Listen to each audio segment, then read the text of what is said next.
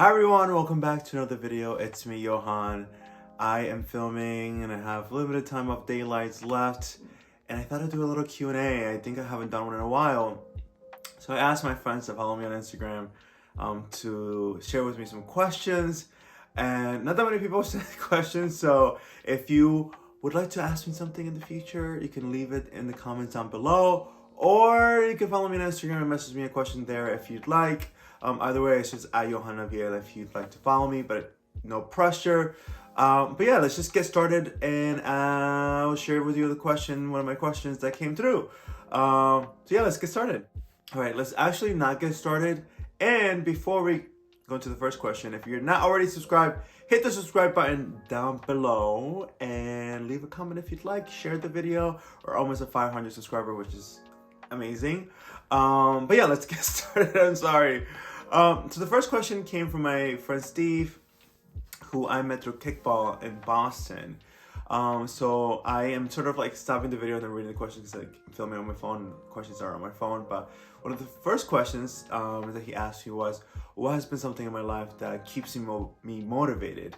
And actually something that it comes up from time to time in conversations with myself, in my head, or my friends, or interviews I've had for jobs in the past as well.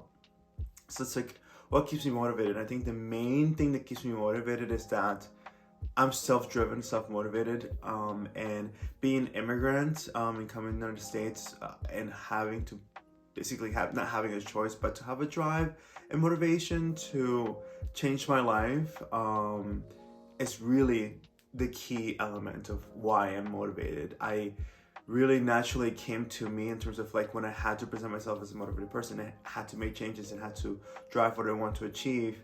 I just had to do it. And so I think naturally I just became a self-motivated person because of my immigrant experience and all the challenges that came with it coming to the United States. So yeah, that's probably the main reason. So the next question is from Steve again. Again, thank you, Steve, for submitting these questions. So what motivates me to be so real, raw, and vulnerable on social media?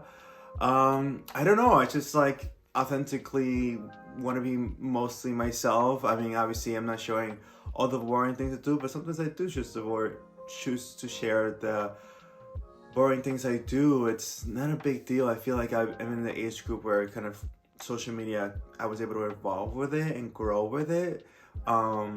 And I remember when people started creating Instagrams and that came about, I was in high school, and I remember like creating a Snapchat account when I used to use Snapchat, and that was in college, and we just kind of grew with it and evolved with it, and I've kind of been able to grow up on social media and share different components of growing up.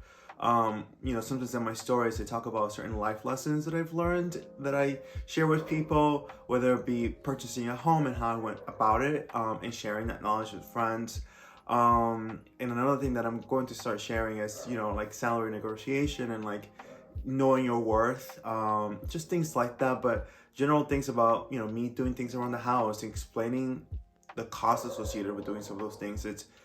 I'm being real about it because I think there's a lot of mystery and people don't really share a lot of the information, and I want to kind of break the boundary with the mystery and just share, because someone else who hasn't gone through that experience, I think will find it helpful and hopefully enriching, even if I impact one person, or even if I uplift one person with positivity, or just letting people know that it's okay to feel down from time to time, and that things will be brighter on the other side, but we just learn through life how to navigate tough times as well. So yeah, I think there's not really a motivator. I just authentically have been able to do that through time because I've been able to grow with social, as from the beginning of the starting of using social media, and as I've grown as an adult as well.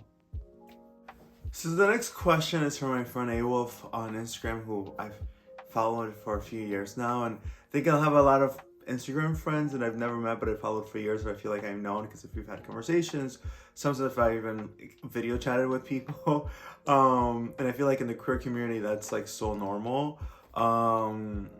nowadays, at least.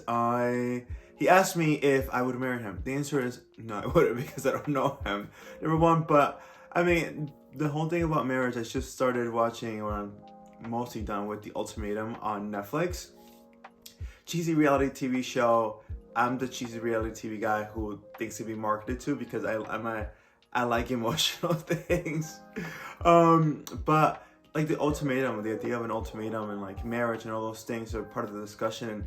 And when I was younger, I wanted to get married, and I still do want to get married, but I feel like I now about it, like if it happens, it happens. I'm not going to try to pursue or want to be in a relationship with someone just for the sole purpose of like being in a marriage. If I'm lucky enough to, build a connection with someone and years later we decide to get married, I totally still open to that idea. I know marriage is not for everyone, but for me, I think it is. And obviously, marriage has a lot of definitions and today, but it is a commitment, and it is something that would take a lot of work to do. And so that's why finding the right person to do it with, and that partnership, it's really just a legal document as well. Would I get a prenup? Yes, I think everyone, honestly, if as long, it doesn't matter how much or as little as you have, you should get a prenup, just because it's just streamlines things. And I've had friends who got married much younger, right after college, and it would have made things easy, even when it was amicable, easier to have a prenup and just have that agreement aside. But yeah, I think I'm still open to marriage. I wouldn't just marry someone online or someone that I just met once or twice. It would take a lot of time for me to build up and build up to a marriage with someone. All right, next question. So it's from my friend Steve again. So he asked, if it was up to me, where would I like to see fashion pivot to next?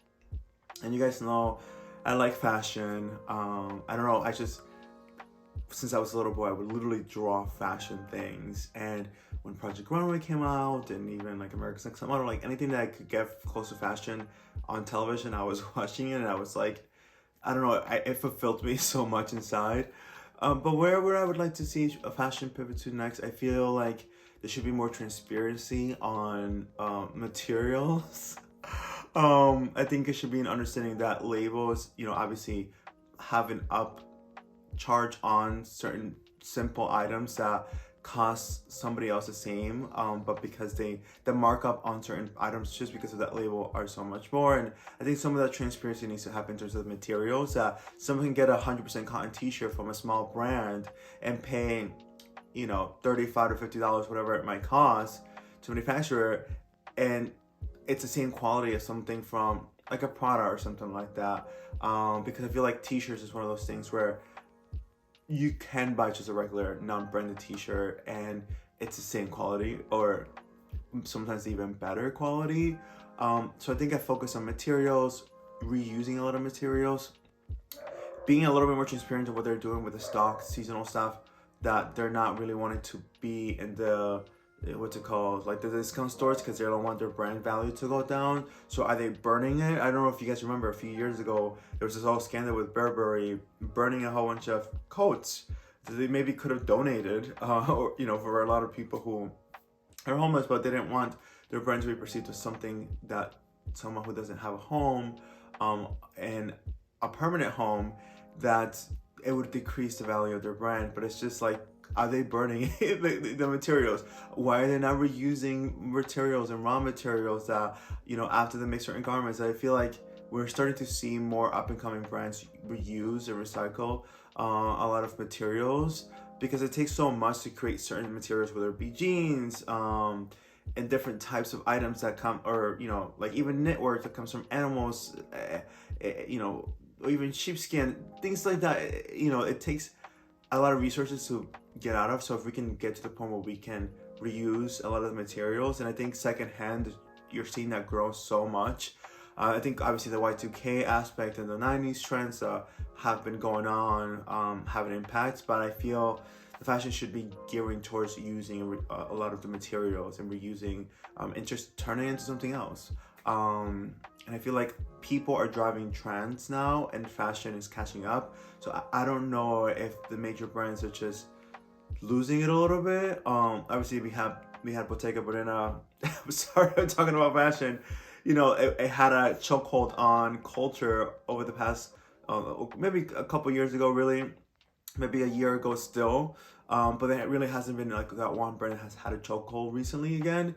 But I feel like maybe they're just, because they're catching up to the Y2K. I mean, one of the things you saw on the runways this past season for fall winter you saw a lot of gloves, and that was something, a trend that was already going on, whether it be queer people wearing gloves, going out, drag queens, but they were happy, and the Y2K kids wearing, you know, gloves and stuff, low-rise jeans, you know, more comfortable baggy clothes. Those are things that you were seeing a lot more in the sheerness, knits, seeing a lot on the runway, but the kids were already wearing that. So it's like they're catching up to a trend. So anyways, I'll stop talking about fashion because I can talk about it forever. So on to the next question. Next question, come from my friend Steve again. The light is mostly gone, so I apologize. Obviously I am gonna try to fix the color when I edit the video, but I digress. The last question from my friend Steve is, where have I traveled to, or from my travels, what place has surprisingly has been a pleasant surprise to me, and what has been a disappointment? I've been really lucky. I, from my travels, typically do a little research about what would I do if I traveled there. So surprisingly, I would say I was most surprised by London, in the way that I already had a knowledge of this, but seeing it in action, I was like, oh wow, like this is such a livable city. The amount of diversity in London was amazing. The food options, but the thing that surprised me the most in action was the transportation system. Like, I mean, there's nothing like that transportation system in the United States. I mean, my friend lives in Zone 3 and we can easily get into central London without a problem. It's such an ease to it, and it's just navigating the tubes or overground with him as well.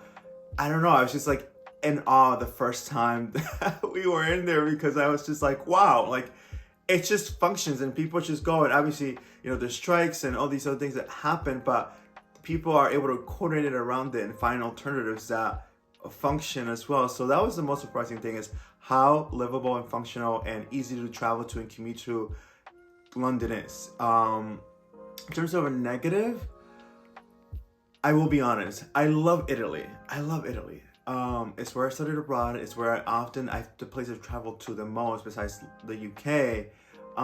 But I went to Naples, and what I was negatively surprised with, I was like, oh my God, Naples is so much. There's so much at you. There's so much, you know, there's busy roads, a lot of garbage on the street is what surprised me. Let me be completely honest with you guys. It wasn't as clean. You know, mostly experiencing south of Italy that I experienced was the Amalfi Coast, so it was like not the same. And I was mostly had visited northern Italy, so going to Naples, it was a little bit different because it was so clean. I was so used to a clean, fresh environment, and even overnight seeing, like, if in Florence, you would hear people cleaning the tourist areas, but Naples just I wasn't ready to see so much out there. I mean, and also the markets just piling onto the roads. There was something quaint about that as well, and cool about the market specifically too.